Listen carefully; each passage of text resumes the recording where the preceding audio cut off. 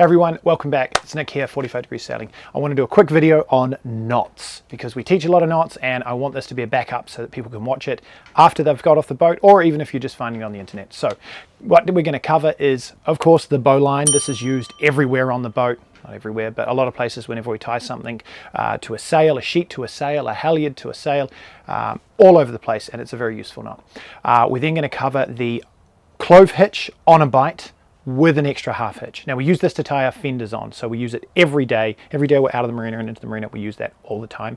And the last one I'm going to cover is the round turn and 2 half hitches. Okay, the round turn and 2 half hitches is used to secure something to a ring or a line or a bollard when you don't have a cleat to go around or something is going to be under load the whole time. So we'll do those 3. Here's the bowline first.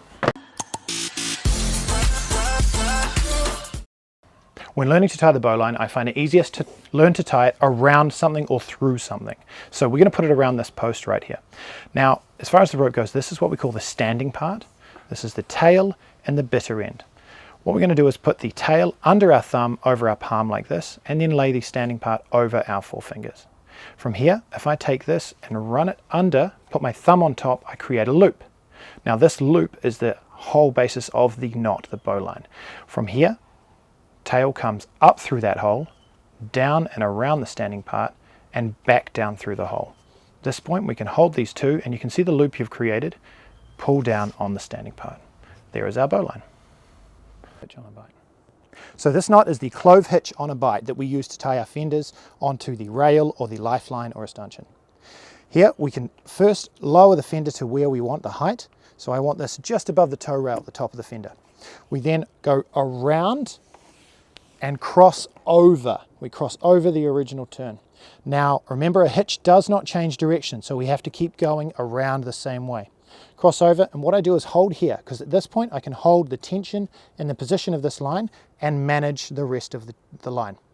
We then pass this around here, and I'm going to take what's called a bight, which is a loop in the line, and pull through. As you can see here, this is a symmetrical knot, so it continues around the same way and it locks at that point. Because it's on a bight, which is the loop, you've then got a quick release tail.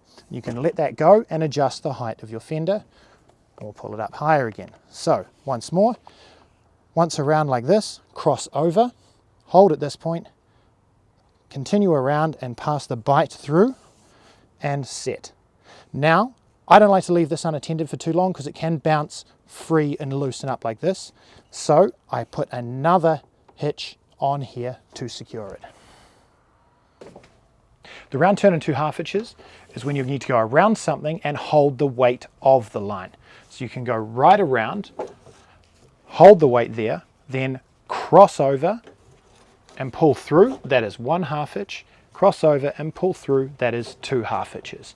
And that won't go anywhere. Notice a hitch never changes direction. It came in this way and it went around and keeps going around in the same direction. This can be held under load and it can be untied under load. All right, you can come down to this point and hold that and you've still got the load. At the moment you let it slip, it will slip out. So I hope that was helpful. If you have any questions about the knots or where we use them, etc., please comment below or just leave a comment if it was helpful to you. Remember to subscribe to the channel to see more of these, and we will see you in the next video.